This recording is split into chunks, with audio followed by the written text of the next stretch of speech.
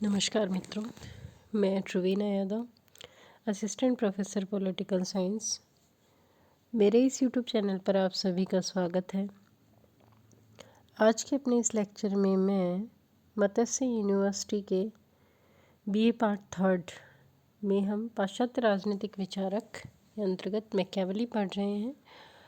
Machiavelli का परिचय, युग का शिशु और मैकियावेली के मानव स्वभाव संबंधी जो विचार हैं वो हम देख ही चुके हैं।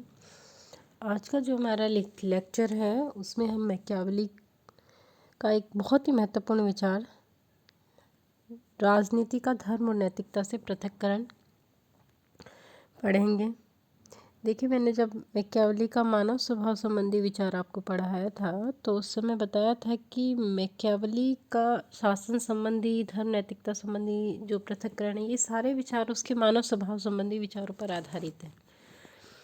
पहले उसने मानव स्वभाव का चित्रण किया, इसीलिए मैंने आपको पहले लेक्चर मानव स्वभाव का, ताकि आप मानव के स्वभाव के संबंध में मैकियावेली क्या सोचते हैं उस चीज़ को जान सकें और आगे के जो उसके फिर शासन कला संबंधी और धर्म और नैतिकता संबंधी पृथक्करण के जो विचार हैं उनको आप समझ सकें। मैकियावेली का राजनीति का धर्म और नैतिकता से पृथक्करण का जो विचार है वो बहुत ही महत्वपूर्ण विचार है, जिसकी वजह से उसे सर्वाधिक ख्याति मिली। राजनीति को धर्म और नैतिकता के प्रभाव से पूर्णतः मुक्त और स्वतंत्र किया। मैकियावेली की यह विशेषता है कि उसे प्राचीन और मध्यकालीन विचारकों से अलग कर देती है। ये जो विचार है वो उसे प्राचीन और मध्यकालीन विचारकों से अलग कर देती है। सोफिस्ट वर्ग के विचारकों के अतिरिक्त सभी यूनानी विचारक नैतिक जीवन को बहुत अधिक महत्व देते हैं। मध्यकालीन विचारकों का समस्त चिंतन धर्म और चर्च से प्रेरित था। इससे पहले हमने एक्विनास पढ़ा था तो हमने देखा था कि उन पर धर्म का, चर्च का, ईसाईवाद का बहुत अधिक प्रभाव था और उन्होंने राज्य की तुलना में चर्च को अधिक महत्व दिया, उसको ऊपर रखा। यानी मध्यकाल में और यूनानी जो विचारक हुए हैं उनमें नैतिक जीवन को बहुत अधिक महत्व दिया गया है, धार्मिक धर्म को सर्वोच्च स्थान प्रदान किया है। मैकियावेली पहला ऐसा विचारक है जिसने राजनीति को नैतिकता से पूरी तरह से तथा औपचारिक रूप से अलग कर दिया। मैकियावेली से पूर्व मर्सिलियो ऑफ पेडुआ, उन्होंने भी राजनीति को धर्म और नैतिकता से मुक्त करने का सूत्रपात किया था, लेकिन वह ईसाई धर्म के मानव स्वभाव संबंधी वैधता के जो सिद्धांत और ईश्वरीय जो नियम के विश्वास को नहीं छोड़ सके थे। यानी कहीं ना कहीं मर्सिलियो ऑफ पेडुआ पर भी धर्म और नैतिकता का और ईसाई धर्म का जो ईश्वरीय नियम था उनका उनके ऊपर प्रभाव रहा। लेकिन मैकियावेली सभी प्रकार के धार्मिक पचड़ों से बिल्कुल मुक्त है और यही विचार उसे मध्यकाल से पूर्ण रूपेण अलग कर देता है। मैकियावेली न तो ईसाई धर्म की मान्यताओं को और न ही दैवीय कानून के अस्तित्व को स्वीकार करते हैं और इस बात से भी इनकार कर देता है कि मानव का कोई पारलौकिक उद्देश्य है। एक्विनास का जो सिद्धांत है कि भावी जीवन में आनंद प्राप्त करने के लिए मनुष्य को ईश्वरीय कानून के निर्देश की आवश्यकता है, उसके विरुद्ध मैकियावेली कहता है कि मानव का केवल एक ही लक्ष्य होता है और वो है इस जीवन में सुख और आनंद की प्राप्ति। राज्य के सिद्धांत में भी मैकियावेली ईसाईयत के जो सिद्धांत हैं उनको पूर्णतः अस्वीकार करता है और शासक को नम्रता, विनीतता इत्यादि से पूर्णतः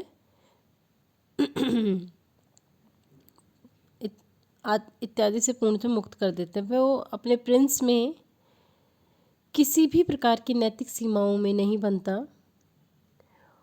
और राज्य के उद्देश्य को प्राप्त करने और राज्य को अधिकाधिक शक्तिशाली बनाने के लिए राजा को आवश्यकता अनुसार सभी प्रकार के नैतिक, अनैतिक, अच्छे, बुरे, वैध, अवैध सभी प्रकार के साधन अपनाने के सुझाव देता है। मैकियावेली प्रिंस को छल, कपट, जालसाजी, धोखाधड़ी, विश्वासघात, हिंसा, दमन सभी प्रकार के अनैतिक साधनों के प्रयोग की आज्ञा देता है और कहता है कि राज्य को अपनी सुरक्षा और कल्याण के मार्ग में किसी प्रकार के नैतिक विचारों से बाधित होने की कोई आवश्यकता नहीं है। तो स्पष्टतः कह सकते हैं कि मैकियावेली धर्म और नैतिकता की राजनीति पर पड़ने वाले प्रभावों से परिचित था और उसका मानना था कि राज्य को अपनी सुरक्षा तथा शक्तिशाली बनाने के लिए ज़रूरत के अनुसार सभी प्रकार के साधन अपनाए जा सकते हैं, चाहे वो नैतिक हो अनैतिक हो। व्यक्तिगत नैतिकता, शासक का दृष्टिकोण, जन नैतिकता, जनता का हित शासक के आज्ञा पालन में है। जनता की नैतिकता क्या है? जो शासक का आज्ञा पालन करने में। शासक पूर्णतः स्वतंत्र है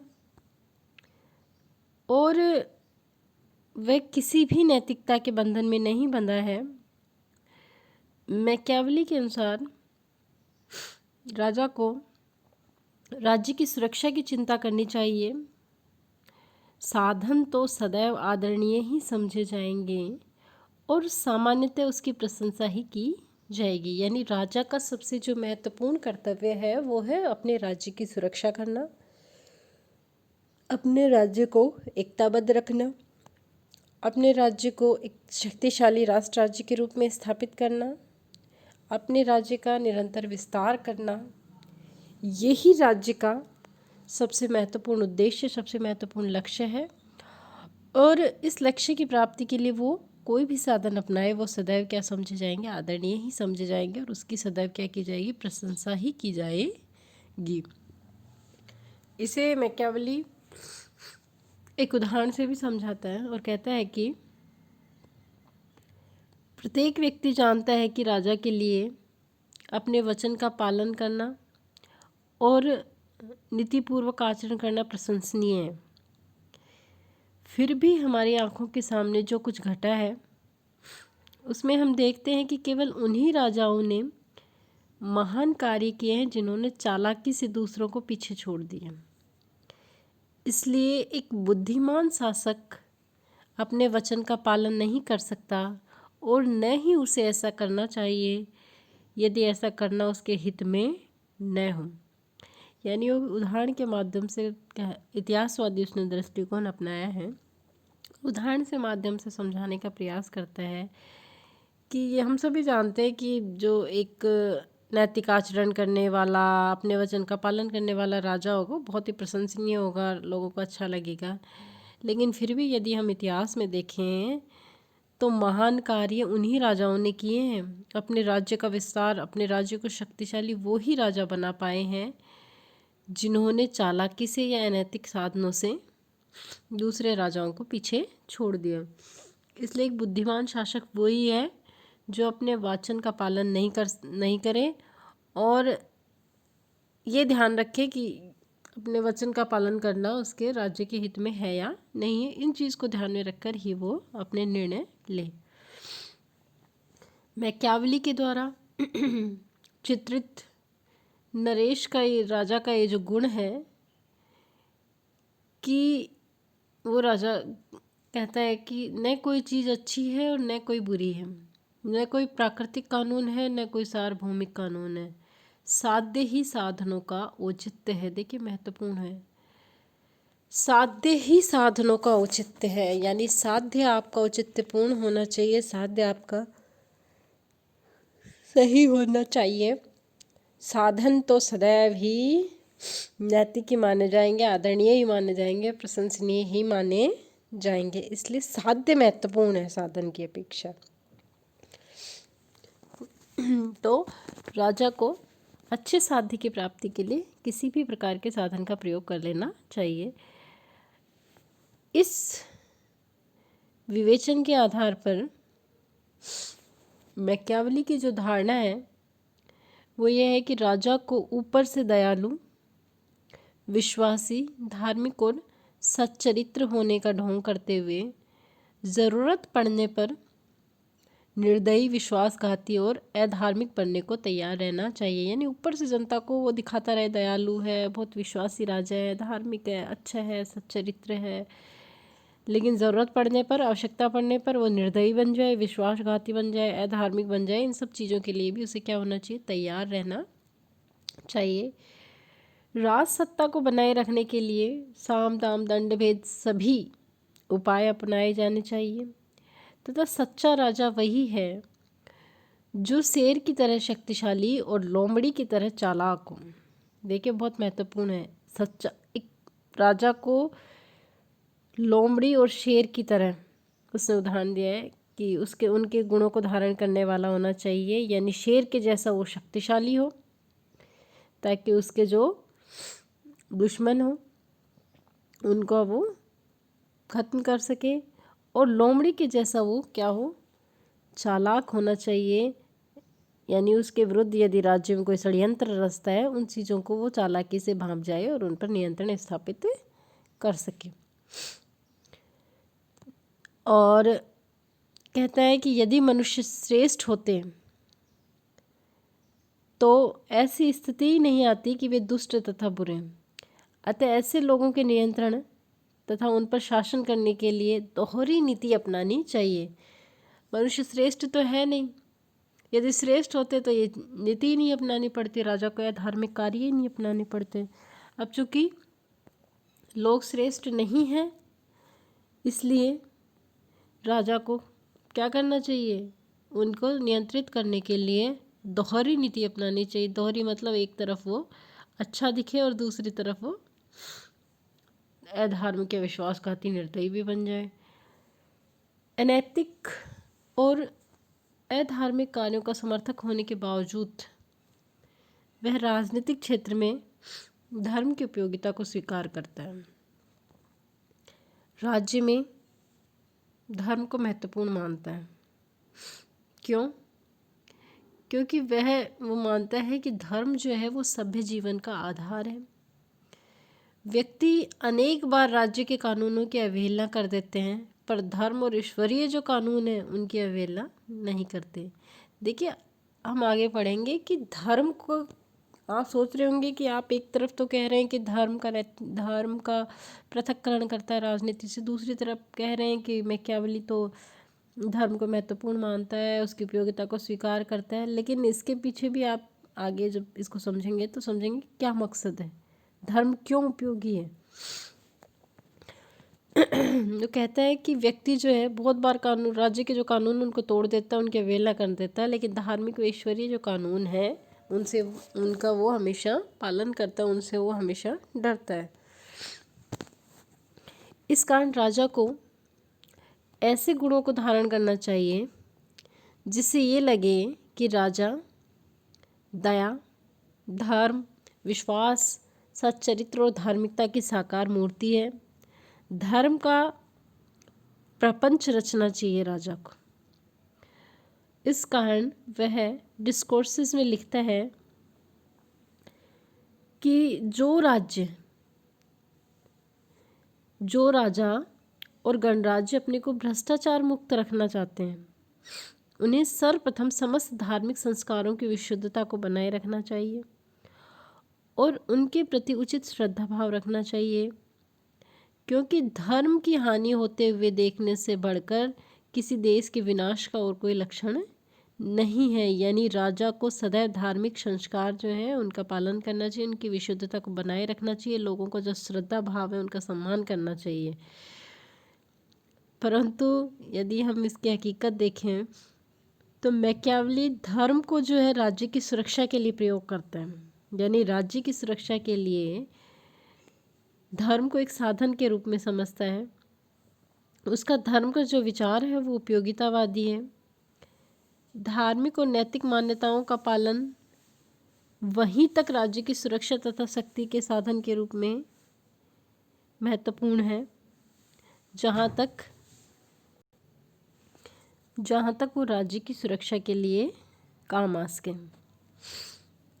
अर्थात धर्म को भी वो राज्य की सुरक्षा के लिए, राज्य को शक्तिशाली बनाने के लिए एक साधन के रूप में ही प्रयोग करता है। मैकियावेली अपने इन विचारों में दोहरे मानकों को स्वीकार करता है, एक प्रजा के लिए और दूसरी राजा के लिए।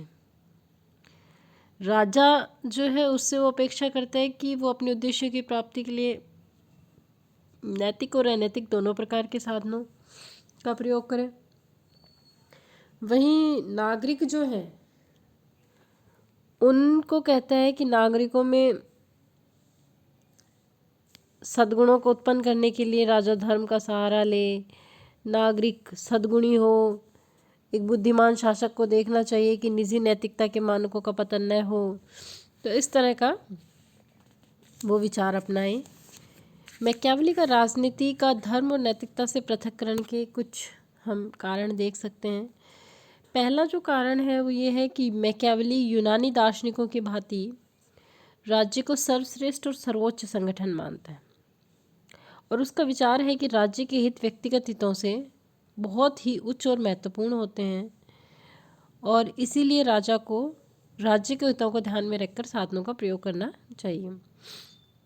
दूसरा कारण है कि मैकियावेली के समय में पोप का जो पापमय आचरण था वो देखकर और ईसाइयत के द्वारा जो सिखाए गए सिद्धांत थे उनको देखकर उसने देखा कि मनुष्य अंधविश्वासी और अकर्मण्य बनते जा रहे हैं, जिसके कारण ऐसी परिस्थितियां सामने आ रही हैं कि इटली निरंतर कमज़ोर हो रहा है, और वो ये बिल्कुल नहीं चाहता था। इसलिए वो राजनीति का धर्म और नैतिकता से पृथक्करण करता है और राजनीति में धर्म का बिल्कुल भी प्रवेश नहीं कराना। तीसरा महत्वपूर्ण कारण उसका यथार्थवादी दृष्टिकोण है। शासन कार्य में प्रत्यक्ष रूप से संबंधित होने के कारण उसने ये चीज़ स्वयं देखी थी, उसका व्यक्तिगत अनुभव था वैदेशिक संबंधों में के संचालन के संबंध में। इसलिए उसने अपने इन अनुभवों के आधार पर शासक को नैतिक व अनैतिक सभी प्रकार के साधनों का उपयोग करने की सलाह दी। अगला जो महत्वपूर्ण कारण है वो ये है कि मैकियावेली ने शक्ति को बहुत अधिक महत्व दिया है, इसलिए शक्ति प्राप्त करने के लिए उसने किसी भी उपाय के प्रयोग को उचित बताया है, और उसका ये जो दृष्टिकोण है धार्मिक और नैतिक प्रभाव से पूर्णतया मुक्त है। ये तो था मैकियावेली का राजनीति का धर्म और नैतिकता से पृथक्करण। अब हम संक्षिप्त में उसके इन विचारों की आलोचना देख लेते हैं। देखिए, मैकियावेली के द्वारा धर्म और नैतिकता की अवहेलना और घोर उपेक्षा की गई है, यह आपने अभी पढ़ा है। इस कारण उसकी कई विचारकों द्वारा आलोचना की गई और कहा गया है कि वह धर्म तथा नैतिकता का विरोधी है, और उसने समाज में इस तरह का वातावरण पैदा कर दिया जिससे लोग धर्म व नैतिकता की पूर्णतः उपेक्षा करें। किंतु मैकियावेली पर जो आरोप लगाया गया है वो पूर्णतः सही नहीं है, क्योंकि उसने राजनीति को धर्म और नैतिकता से अलग करके उसने देखा कि धर्म और नैतिकता ने राजनीति को पूर्णतः भ्रष्ट कर दिया, और इसी आधार पर उसने एक व्यवहारिक व यथार्थवादी दृष्टिकोण अपनाया, और उसके आधार पर उसने इनके पृथक्करण की बात की। राज्य का जहाँ तक संबंध है, मैकियावेली का सिद्धांत न तो पूर्णतः नैतिकतावादी है न ही पूर्णतः अनैतिकतावादी है। डनिंग ने तो कहा ही है कि मैकियावेली राजनीति में अनैतिक नहीं बल्कि धर्म नैतिकता से उदासीन है, यानी इनके प्रति उदासीन है लेकिन अनैतिक नहीं है। मैकियावेली के संबंध में इसी कारण सेबाइन ने लिखा है कि वह अनैतिक नहीं बल्कि नैतिकता विरोधी था और अधार्मिक नहीं बल्कि धर्मनिरपेक्ष था। मैकियावेली ने मध्यकाल के धर्म, नैतिकता आदि सिद्धांतों की पुनर्व्याख्या की तथा राज्य के हित व सुरक्षा के लिए व्यवहारिक व यथार्थवादी दृष्टिकोण अपनाया, जो कि राजनीति के क्षेत्र में उसकी बहुत ही अधिक अमूल्य देन है, मूल्यवान सेवा है। उस समय जबकि मध्य युग में धर्म का, नैतिकता का, चर्च का, पोप का, ईसाइयत का, इन चीज़ों का इतना अधिक प्रभाव बढ़ रहा था, उस समय इस तरह का विचार देना राजनीति को उसकी अपनी अमूल्य देन है। एक यथार्थवादी व्यवहारिक दृष्टिकोण देना उसका राजनीति के क्षेत्र में बहुत अधिक महत्वपूर्ण योगदान है।